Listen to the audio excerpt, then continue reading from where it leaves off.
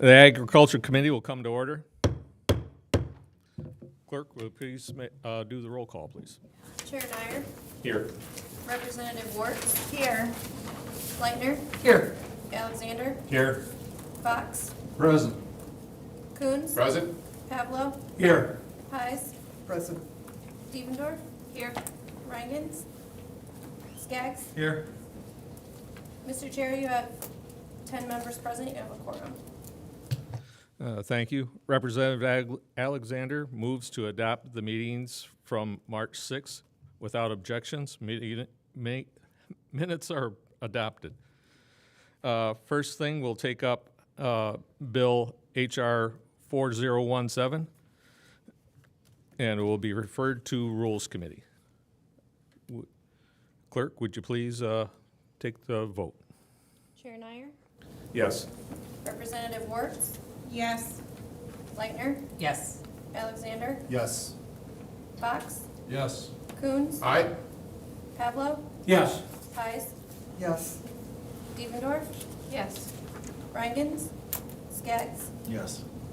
Mr. Chair, you have 10 yeas, 0 nays, 0 pass. The motion prevails. Thank you. The House Bill 4017 will be referred to the Committee on Rules. Next, we will have a presentation from the folks at MDARD. Dr. Bierlein, if you would please come to the table.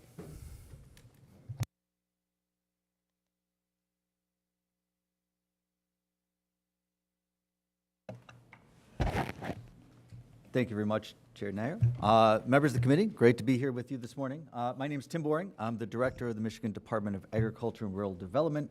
Great to share with you today a little bit about what our department does, some of our priorities and initiatives here that we're looking ahead for the next year.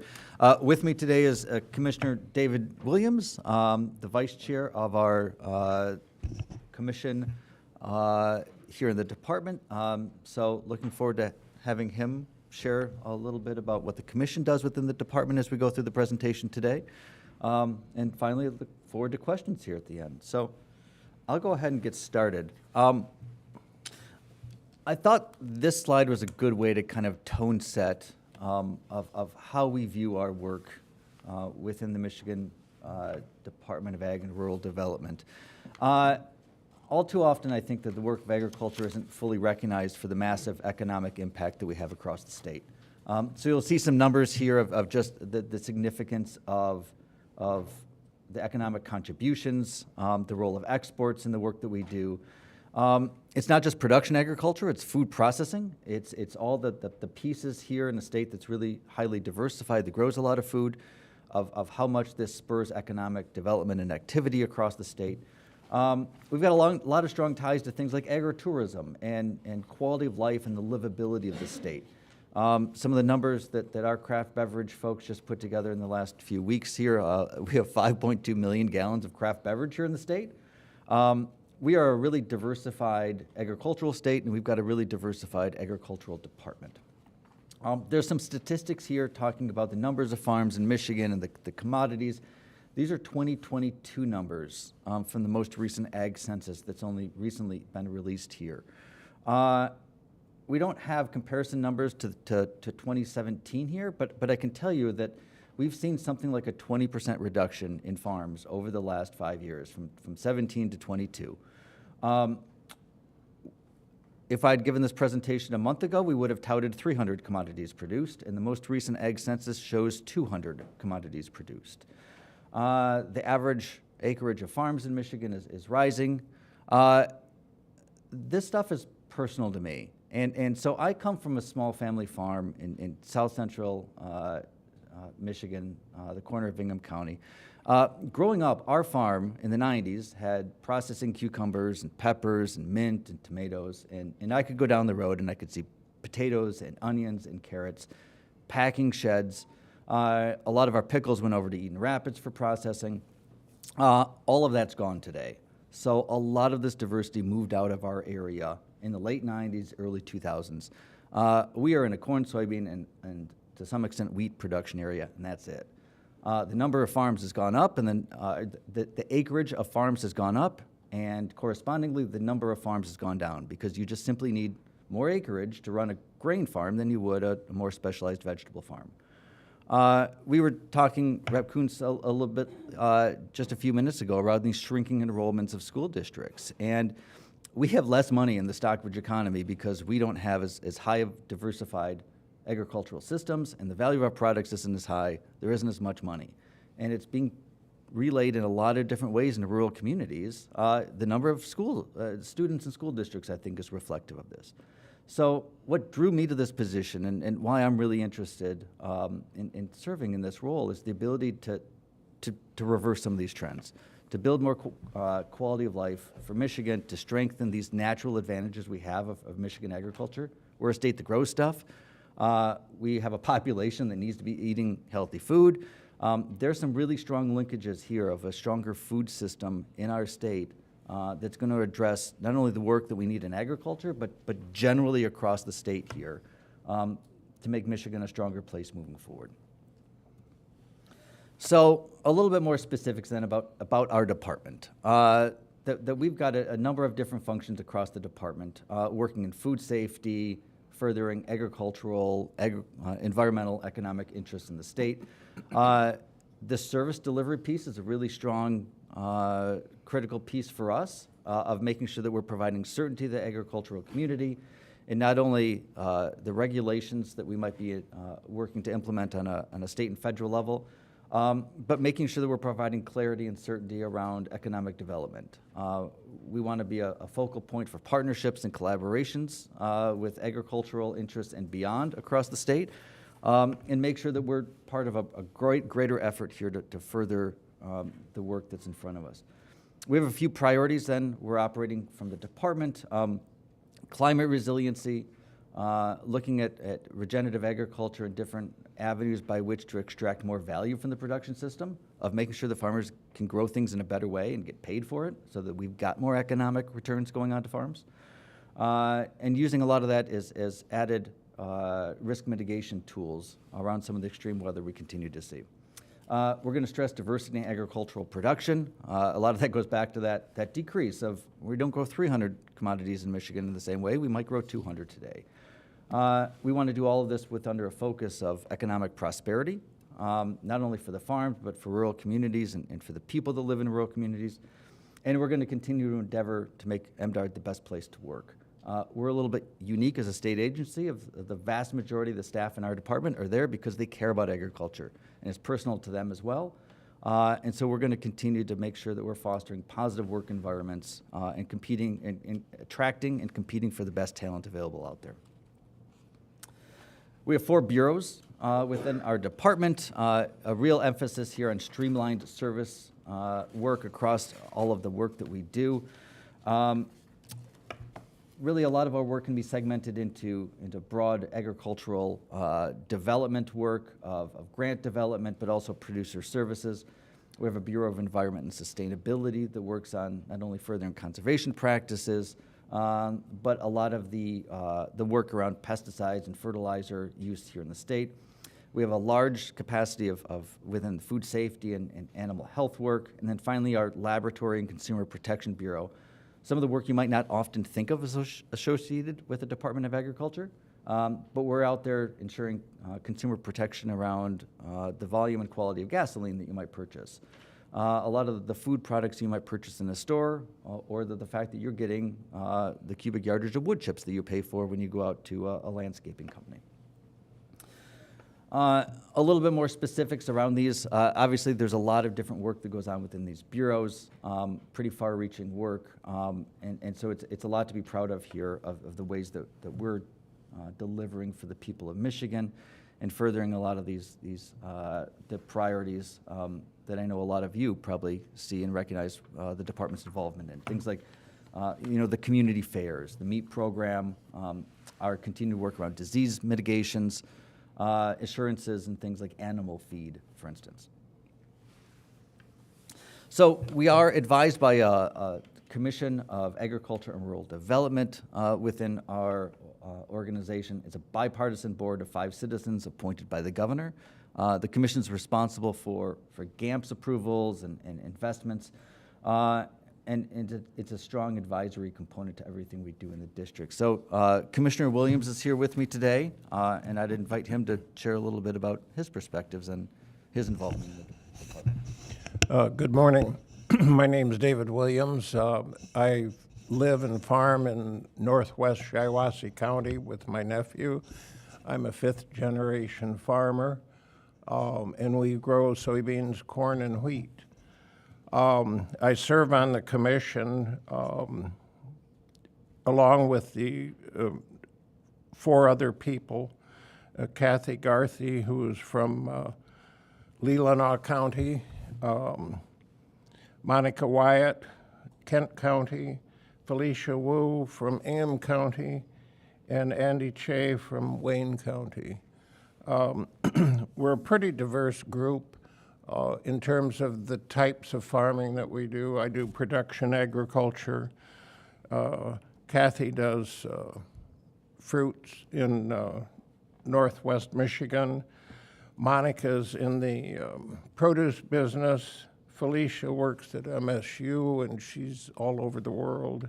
And Andy Che has urban farming down in Wayne County. So we meet every other month and go over the GAMPs as Director Boring mentioned. I guess that's probably about it. Thank you.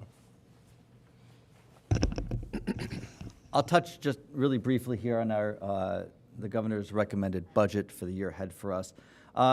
You can see the rough distribution of funds across our department, and largely reflective of a lot of the work we do. That our Bureau of Food Safety and Animal Health is the largest bureau in our department. Covers a lot of the regulatory work and food safety protection work. Obviously, it's been an area of quite a bit of focus over the last year with highly pathogenic avian influenza. But I'd stress, too, well, I guess 2 points. The role of federal funding into our bureau. We do derive a significant a portion of our budget from federal funds. We work closely with federal partners on a variety of programs, both within the economic development sphere and then food safety and regulations. We do have a very small overall portion of the total state budget coming in at 0.18%. So we like to think of ourselves as a very streamlined, very efficient department for all the outputs and results that we get.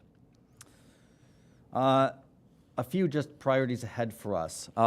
We're going to continue to respond to the challenges of the day, continue to address the issues that we hear from stakeholders across the state. In my 2 years here, we've put a really high priority of getting out and traveling around the state, talking to producers, talking to stakeholder groups, making sure that our department is responding to the challenges that we hear, making sure that we're positioning ourselves to seize on opportunities to continue to best position the state for future success. A few areas that we can see itemized here. We continue to see the need for plant and soil and health diagnostics.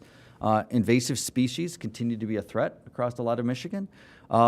And those threaten not only a lot of the crops that we have here, the viability of industries such as grapes, for instance, or the continued success of the nursery and landscaping industry. But some of the presence of those pests and diseases often hamper and restrict our ability to move products out of state and out of the country.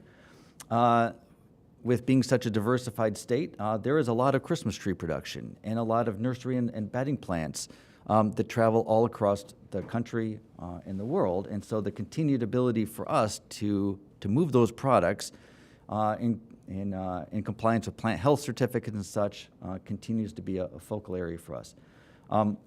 There's an item here around protecting Michigan's food supply. Obviously, the work that's been going on over the last year here in a really heightened way around highly pathogenic avian influenza is a continued concern for us. Some of the work that the Secretary of Agriculture has talked about just in the last few weeks here about the continuous need to ramp up biosecurity on farms is certainly something that we've identified and worked with industry partners to continue to build out here in the state. Furthering rural prosperity and making sure that we're targeting economic investments in a meaningful way into rural areas is a focus for us. And then finally, the renewal of the Freshwater Protection Fund will be a focus area for us in the coming months here. Assessments on pesticides and fertilizers that go across the state that supports the MEEP program, and a few other functions within the department as well. Historically, a really bipartisan effort to come together with stakeholders, commodity groups, grower organizations to talk about the services that we want out of the department and implemented in places like conservation districts across the state, and then how we're going to facilitate the funds for those. So with that, I'd be happy to entertain a few questions and go into any further detail that folks might be interested in exploring. Thank you, Director. I'll tackle the elephant in the room here. How you dealing with the avian flu situation? Just a brief recap of where we stand at as compared to last year, and what we're looking at in the next few months as spring rolls in. Yeah, thanks for that, Rob. We're coming up on the anniversary here of 1 year of this disease being vastly different for us here in Michigan. I think it's important context, too, to recognize that we're about 3 years into this current outbreak of HPAI. The first 2 years of this was largely confined to poultry operations, but a year ago, perhaps next week, was the detection of this virus in dairy cattle here in Michigan. Michigan was really on the forefront of what the spillover event of this virus into dairy cattle meant here in the state, and some of those corresponding impacts to poultry production.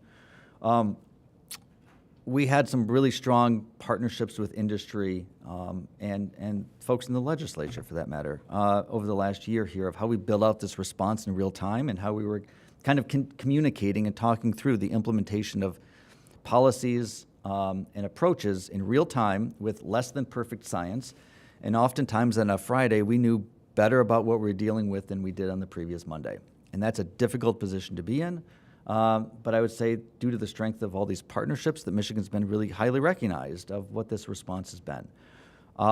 We've been several months now without a detection in dairy cattle. We're around 3 months into our participation in USDA's National Milk Testing Surveillance Program. We were one of the first states to partner in that effort. Continues to give a lot of assurances to us of what this situation looks like in dairy cattle. We have seen some commercial poultry impacts since the first of the year, since December really, here in Michigan, a few backyard operations as well, but certainly far more limited impact than what other neighboring states and across the country has seen. Ohio and Indiana have seen massive impacts to poultry operations, turkeys, egg layers, broilers in that state. California continues to see a lot of impacts with this. Obviously, some of this is reflected in egg prices across the United States. It's still an ongoing issue here for us here in Michigan. The DNR will tell you that we continue to see a lot of confirmation of the disease in wild migratory birds, and so that's a concern of this virus continuing to be in the environment. Several weeks ago, there was a detection of a new spillover event into dairy cattle, a different strain of the virus that does predominate in wild birds out in Arizona and New Mexico. So that's a concern for us about what it means into the future here. We're in a period that we haven't seen active commercial or backyard impacts for that matter here in Michigan in recent weeks and months, but it's still absolutely concerning disease, and we're continuing to make sure that we're prepared for any next steps that might come about with all this. Thank you. Representative Devendorf. Yes, thank you for being here, Director. I had a couple of questions. First and foremost, and I think this might be the other elephant in the room, what concerns do you have about the impact of federal cuts to the USDA on Michigan's Department of Agriculture and our work, and how can we get out ahead of that to protect and support our small family farms? And also, what is the opportunity in Michigan for farmers in the way of supporting regenerative agriculture and more sustainable farming practices? Yeah, thank you for that question. I had the privilege of being out in Washington, D.C. a few weeks ago and asked to testify to the Senate Agriculture Committee, specifically around specialty crops and the importance of a farm bill moving forward for that industry. And I think it's fair to say the overarching message for that was just continuing to have certainty. A farm bill for us provides certainty of what risk mitigation tools that we have for all crops, really specialty crops in particular, but also what the investments in research are going to continue to be. You get into areas like specialty crops that if the research isn't done at a land grant kind of university, that there isn't the capacity for private research in those spheres in the ways that growers are really dependent on. So some of that public support for research is critical here. The Farm Bill provides a lot of product demand for a lot of the products that we grow here in Michigan. We grow food, and so when food is going into schools, onto families' plates, that is demand for the products we grow. The lack of a Farm Bill creates uncertainty of what the landscape's going to look like ahead. And I would say that's echoed by some of the ongoing discussions we have with USDA now of a lack of certainty about what the continuation of funds are going to be. In the last few weeks, we've had concerns and questions around specialty crop block grants, for instance. Work that provides a lot of research capacity on the ground here at Michigan State and other research partners. Work that helps commodity groups build up market demand for products like blueberries and cherries and dry beans, potatoes. So we continue to be really concerned about what the certainty looks like. And the lack of certainty then absolutely, I mean, those of you engaged in production agriculture know that it's really hard to plan out on a seasonal basis here. If we don't have certainty of what costs are going to be, of what the market potential is going to be, it's hard to put in a crop and have assurances here that we're going to break even at the end of the year. So the second part of your question there around regenerative ag, my interest in that push to regenerative ag is really twofold. One, I think it's an approach that focuses on results and outcomes far more so than processes. We know that implementation of soil health principles are likely to result in improved environmental outcomes of water quality, but also just weather resiliency. If we can be increasing the ability of ground to retain water and hold on to water, we're not as susceptible to heavy precipitation events in the spring. We're not as susceptible to drought that we inevitably have somewhere in Michigan later into the summer. But it's also a focus then, if we value how production practices are implemented in the field, then there should be economic incentives all the way through that pay producers for these. And linking those payments to results in a more tangible way. Growers might get cost share assistance to put in cover crops, for instance. But if they can demonstrate environmental outcomes in a real way, and that's matching up with a lot of corporate interest of valuing products grown in a better way, farmers should get paid more for it. And I think those pushes ultimately provide a path to growing your farm in a way that doesn't just mean adding more acres. It might be more management per acre. And if we can get to that point, now you start talking about having more farms per county because you can grow your farm in a different way that's not in direct competition with your neighbor.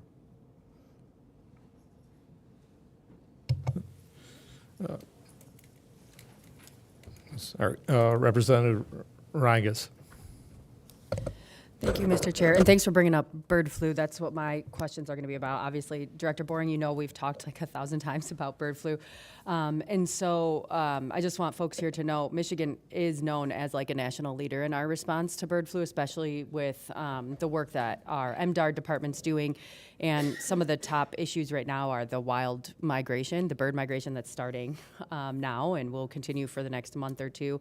And so we may see more backyard infections from the wild bird flocks that are flying over because bird flu is airborne and flus are airborne. And so this is a problem. There's actually a preprint study from Czechoslovakia showing in a drought area, bird droppings from one farm blew to another farm and actually caused infections at that farm 12 kilometers away. So, this is a thing I'm worried about if we have major droughts this summer. And I know that there's an attention to biosecurity, which, many of the poultry flocks in Michigan are contained in a way that wouldn't be possible. So that's a good thing that's happening in Michigan. But one thing I wanted to ask about was there was some reporting the week before, about some dairy farm workers struggling to get PPE from their employer. And it took a while after a wide variety of workers were sick. It turns out, thankfully, it was not H5N1 bird flu. At the same time, they were struggling to receive PPE, and I know that that's something that's in the exec rec for next year. We just introduced a bill for additional appropriations that could start now, 6 months early. What is your relationship, and what are you doing with the employers of farm workers to help those employers really help educate about PPE, testing, and other kinds of prevention measures? Yeah, that's a great question. I would say one of the reasons that the Michigan response has worked so well and is largely nationally recognized for its robustness has been the fact of partnerships across state agencies. Since the early days of this, we've been working really closely with DNR, DHHS, LEO, other organizations, the industry groups themselves, to making sure that we've got a really seamless response here. So a lot of our different agencies work on this in different ways, right? The wild migratory birds that we know are vectors for this is a DNR issue in a lot of ways, and so we need to be working really closely with our partners at DNR to track this and be making sure that we're responding on a unified approach here. Those partnerships with DHHS and LEO are critical.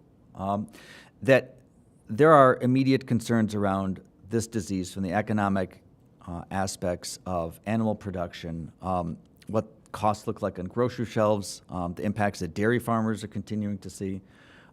We want to make sure we continue to work on working with our partners to make sure that we're addressing those kinds of things and going above and beyond here in Michigan, for instance, and walking producers through the dairy assistance applications that USDA came out with this spring, for instance. Not normally activities we do, but it's what we need to be doing to respond to this.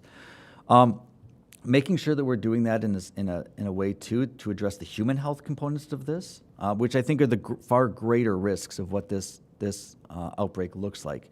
So making sure that we're continuing to be engaged with those state agencies as they directly engage with labor onto farms, helping those agencies contact farms and get in touch with those producer groups that they don't always have day-to-day communication with.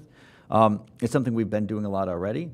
We had a public health call, I believe, earlier this morning with upwards of 200 folks on it. So we've prioritized of making sure that we're working closely with not only state partners, but local health partners, making sure we're sharing communications and responding down all of our lanes in the ways we need to be doing. Representative Warts. Thank you, Mr. Chair, and thank you for being here today, Mr. Boring. So I was listening to the news last night, and eggs are up 10% in last month in comparative, and obviously jumped also in January as well. So it's about $5.50 to $6 a dozen. I live on the border of Indiana. I can go buy caged eggs at a Meyer in Angola, Indiana. That's going to cost me about $4.50 a dozen. I have also put forth a bill that would extend and allow for caged eggs to be sold in the state of Michigan. Nevada passed a 120-day cage-free suspension and allowing grade B eggs as well as caged eggs to be sold to provide some relief to the consumers and help alleviate this. I also have huge concerns as we're heading into April. Last April, we euthanized 6.5 million hens here in Michigan. Obviously, the migration patterns, we tend to see a lot of geese that fly north, and I am very concerned as a poultry producer ourselves of the risk that we're going to be embarking on. So I'd like you to speak specifically to eggs and poultry production as to how you see MDARD handling that and what assistance, maybe guidance USDA is offering specifically, and if you've considered or would support an extension of that cage-free law. Absolutely. A lot of pieces to that. Yes, we've been tracking those questions and concerns around the implementation of cage-free. We're certainly wanting to continue to be partners in what those discussions look like with industry groups in particular, right, of the implementation of cage-free legislation here in Michigan has been on this road for a long, long time, right? So a lot of Michigan producers have changed their production systems to match this. All of these discussions have been the product of a lot of industry collaboration. The early implementation of those cage-free laws was developed in conjunction with the industry. So those industry voices in all of this continue to be really important for us. The impacts that we saw to egg-laying operations a year ago here in Michigan were due to that unique spillover event of this virus into dairy cattle in a new way. Previously to this point, that we hadn't seen such massive hits to poultry operations in Michigan in the ways that other states had seen.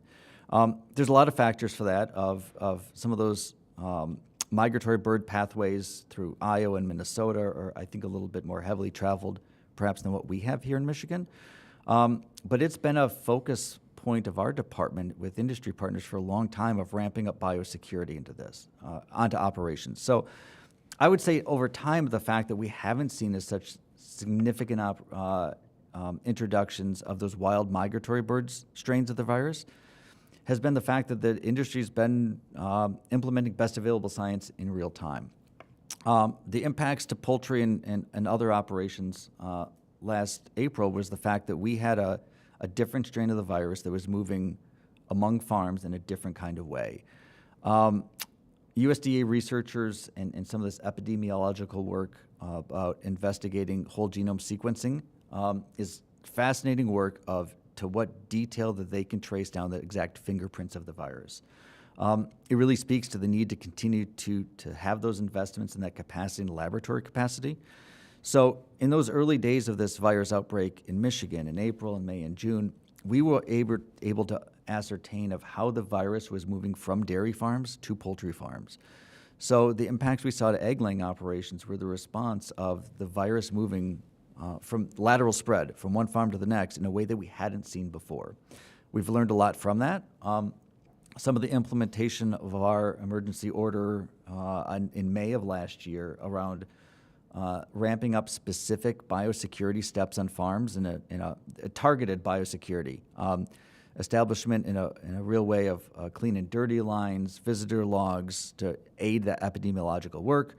The guidelines around making sure of showering in and showering out kind of work as you go onto a farm.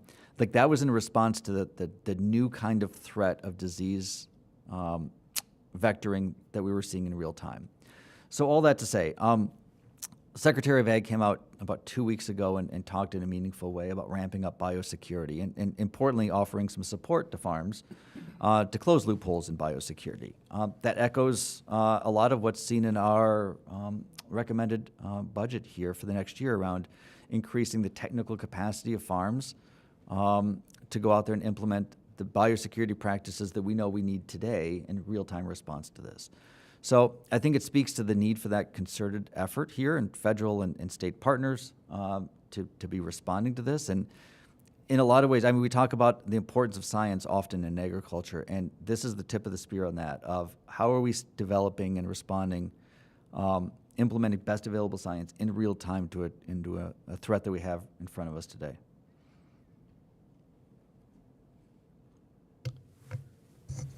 Representative Pavlo. Thank you, Mr. Chair. My question deals with like soil testing, particularly soil depletion in regards to trace minerals like selenium. And is it possible for somebody in Michigan to have a balanced diet by eating Michigan foods without having to supplement vitamins? That's a great question. I have a degree in soil and dirt, but not necessarily human nutrition. So when you want to start talking about mineral nutrition in soils, I mean, I could talk about this for a while.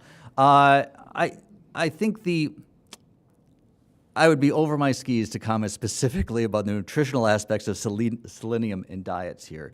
But I think that question, though, broadly kind of fits in an umbrella here, too, of how we're providing balanced and safe food that's grown here in Michigan, and making sure that how a department like ours is continuing to be part of the push to make sure that we're positioning farms in a way that can respond to the challenges and opportunities that we have here in the state. And a lot of that's around feeding people in a healthy, nutritious way. And this is a circular system here. Those kinds of things are linked. And so I think it's a real opportunity for us to continue to be at the department here championing of how are we engaged in production systems and specifically practices that make sure that people are eating balanced diets. Okay, thank you. Last question, Representative Fox. Thank you very much. It's nice to meet you. So I'll be another elephant trumpeting in the room. But long story short, I guess I am from Newaygo County and home of the Fremont Digester. And you know, that the thing I have experienced in working with farmers and growing up as a country boy like yourself is that, you know, 99.9% of the farmers really care about their property. They really care how the water's being used, how manure's being spread, you name it, okay? But, you know, we came up against an MDARD handing over, you know, what happens at the Fremont Digester to Eagle. And I guess I would love to hear, you know, from the horse's mouth how that happened and, you know, how we can combat that type of stuff happening in the future.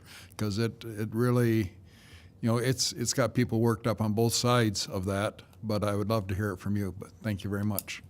No, that's absolutely an issue we spent a lot of time here on over the last few months. I think that issue really speaks to, I think, the need for our continued engagement with agencies, with the legislature, right? As a department that we have a lot of statutes on the books that we are charged with implementing the response to. And there are situations out there where there's not necessarily all the clarity that we would hope in some of the statutes in the legislation.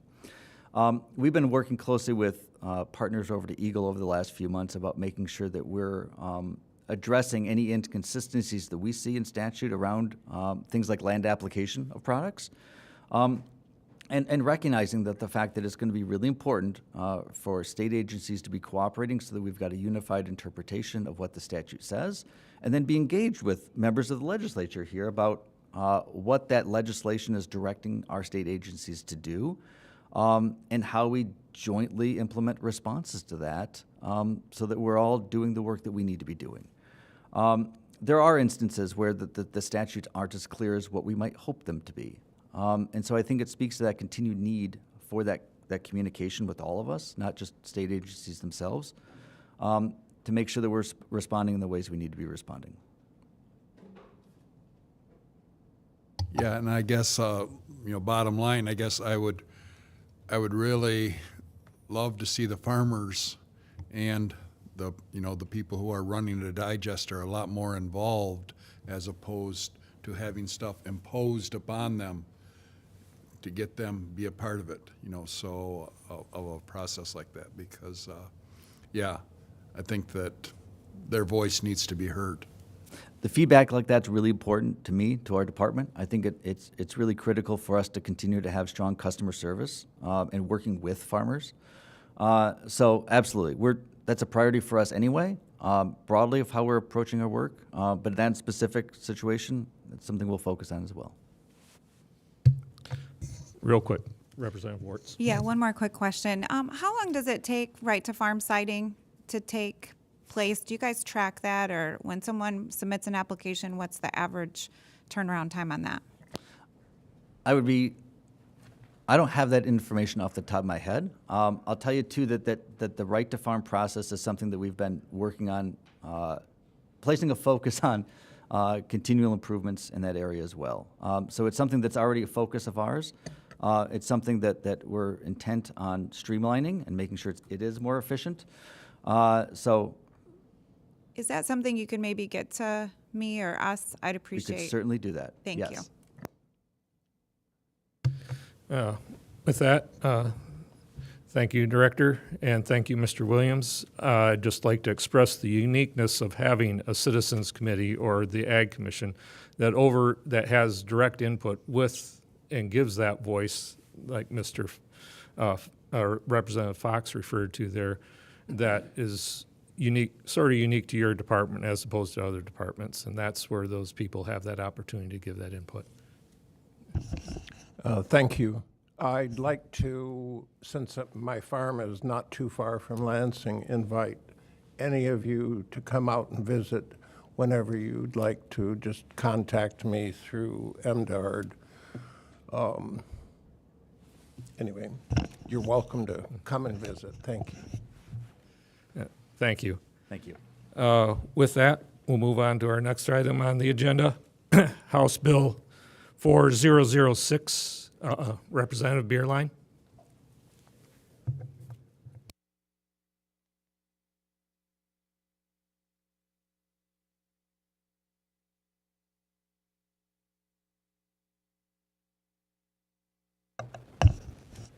Morning, members of the committee. Thank you, Chair Neyer, members of the committee, for letting me testify in support of my bill, House Bill 4006. This bill seeks to amend the Michigan Zoning Enabling Act to ensure that barns and other facilities located on agriculturally zoned land are not prohibited from being used as commercial venues for weddings and similar events. Michigan's agricultural heritage is a cornerstone of our state's identity and economy. Family farms and rural property owners continue to adapt and diversify their operations to remain viable. Agritourism has become an essential part of this adaptation, offering farmers an opportunity to supplement their income while maintaining their agricultural traditions. The use of barns and farm facilities for weddings and events is a prime example of this innovative approach. This bill would allow for additional revenue for farmers and those in the agricultural community, and it's a reintroduction of a bill I introduced last term, House Bill 4680. As someone who values both our local farmers and local control, I believe this bill presents a great opportunity for us to lend our support. By permitting the use of these spaces, we can foster the growth of local businesses, create job opportunities, and contribute to the overall vitality of our community. It is important to note this bill does not intend to compromise crucial local ordinance factors such as noise, advertising, traffic, hours of operation, or other conditions that may accompany the use of these facilities or land. It recognizes the necessity for regulations that strike a balance between supporting event venues and protecting the quality of life for surrounding residents. Across the state, many farmers and landowners have already successfully transitioned to hosting these types of events. However, inconsistent zoning restrictions have created unnecessary roadblocks, limiting economic opportunity for rural communities. House Bill 4006 provides clarity and removes barriers that hinder responsible agritourism growth. I would also like to say my office is continuing to work with stakeholders on amending the legislation to address things in the bill that strive to maintain the integrity of true agricultural operations while allowing responsible agritourism development.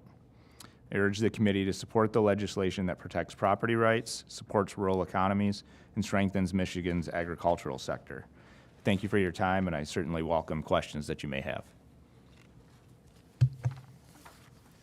Representative Peiss. Thank you, Mr. Chair. With these changes, I actually have a few questions kind of rolled up into one. I'm wondering if taxes are paid on this differently than how they would be paid for agricultural land, and who would do the inspections of these? Would it be as things now are now for agricultural purposes, or would it go over to the municipal inspections like you would do for local buildings and homes?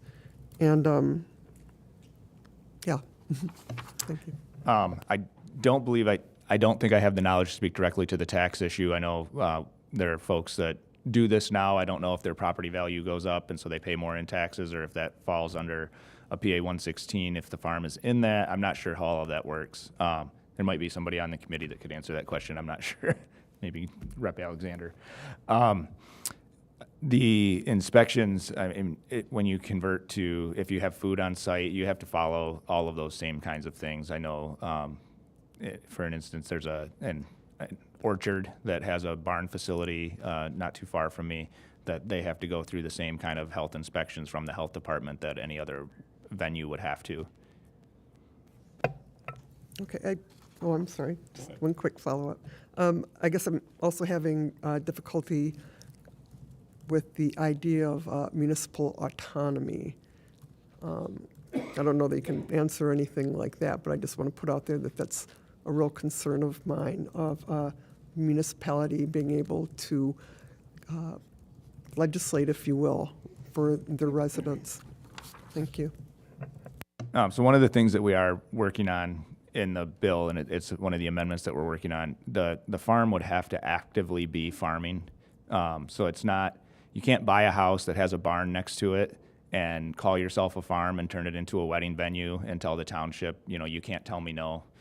So you would have to file the appropriate paperwork every year as a farm. So in this case, like a Schedule F tax return that all active agricultural processes have to farm. So I definitely understand your concern. We're working with the Township Association to try to find some happy medium. Representative Pavlo.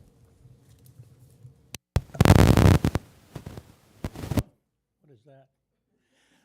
Thank you, Mr. Chair, and thank you for being here, Mr. Bierlein. My wife and I are motorhomers, and we go cross-country, and we utilize an organization called Harvest Host, where on different farms and wineries and places where they have free camping for you, just plug in and use their property from 1 or 2 nights.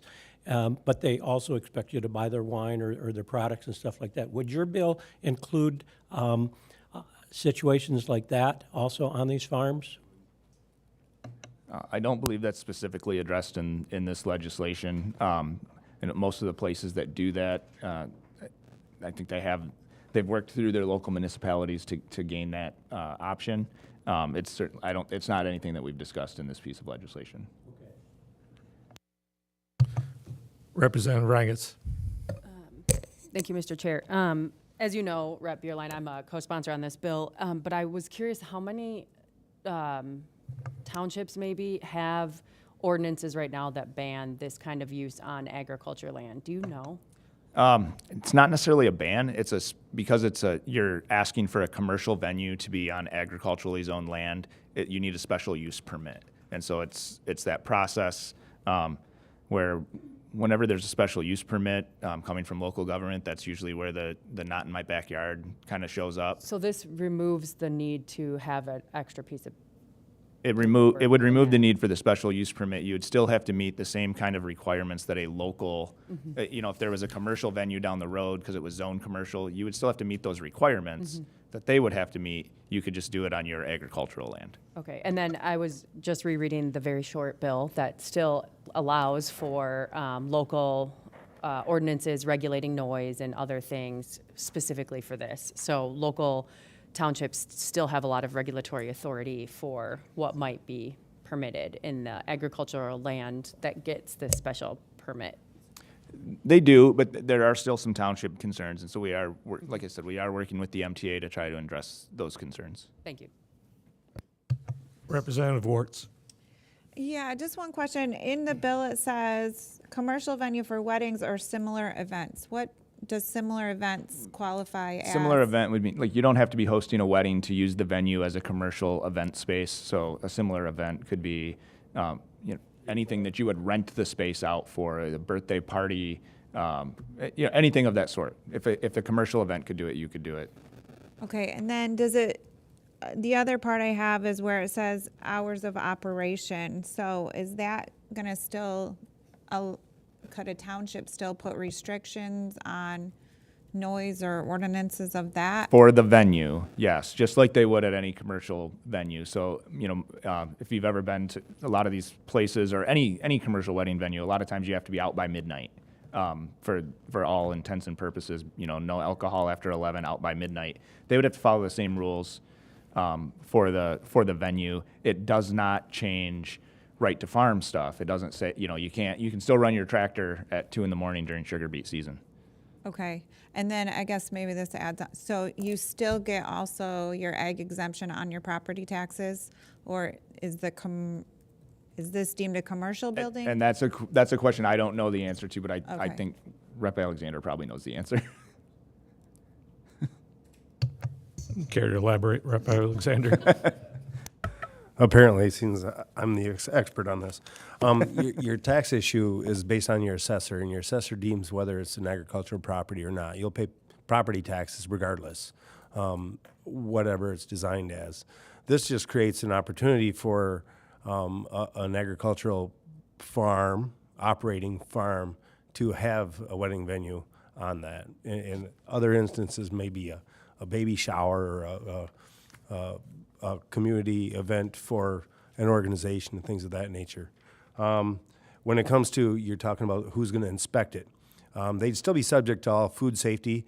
I'm licensed for food safety through USDA, so those requirements will still go the same. Often they're taken up by somebody that does food commercially under those licenses as well. And they are subject to additional insurances for special occasions, which can be quite costly. I guess my thinking about the taxing would be if it's taxes agriculturally, or does it get taxed as a separate commercial venue, or what the Right. property tax would be on it. But we can discuss that off. Absolutely.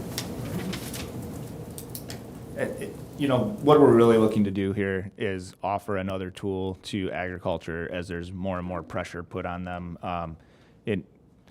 What we're running into in my region right now is not necessarily a lot of people who are actively farming that are signing property into solar leases, but it's the folks who they rent their land from. The farmers still want to farm, but they rent a lot of property from people who farmed a couple generations ago.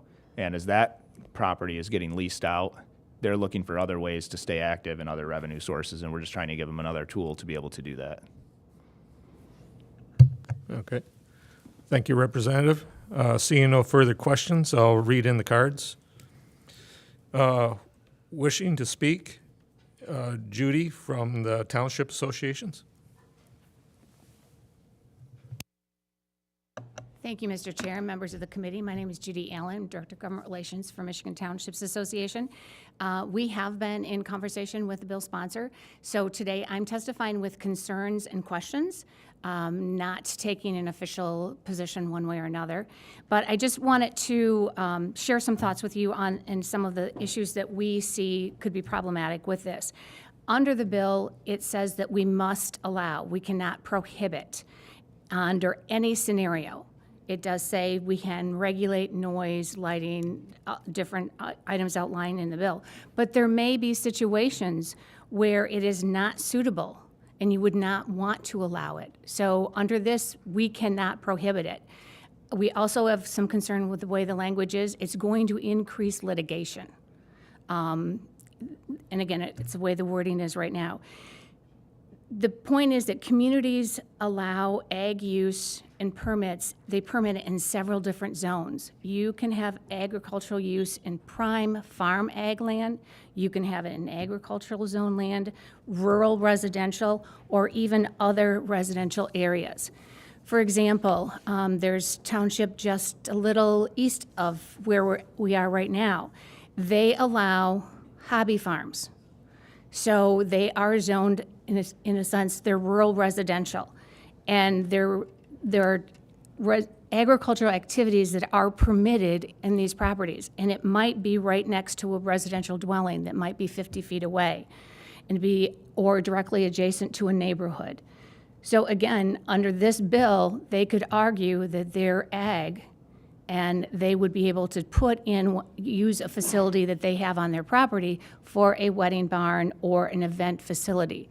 And again, wedding barns are one issue. We've had scenarios where local units, our members have given a special land use permit for a special event center, and it changed from a wedding event, like on weekends, to bringing people in by the busloads for, I don't know if you want to say concerts or parties. So it's not just somebody's nice wedding in an apple orchard. It goes way beyond that. You could also have a small ag parcel that has a barn that's surrounded by an incompatible use. We would have to allow this under the language right here. So Our big problem is it creates a one-size-fits-all approach for all approaches without taking into account, the consideration of the size of the parcel, location, setbacks that might be necessary.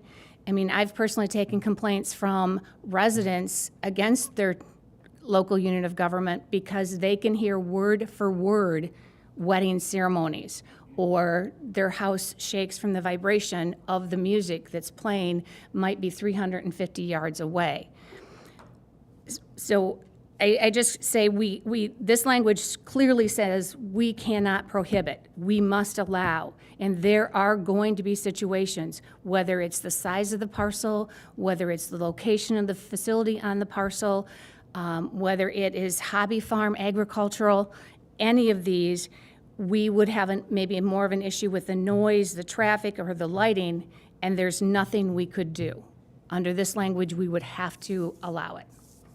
I'm happy to take questions, and again, we have not put in an official position. We're trying to work with the sponsor to get some things maybe more narrowly clarified.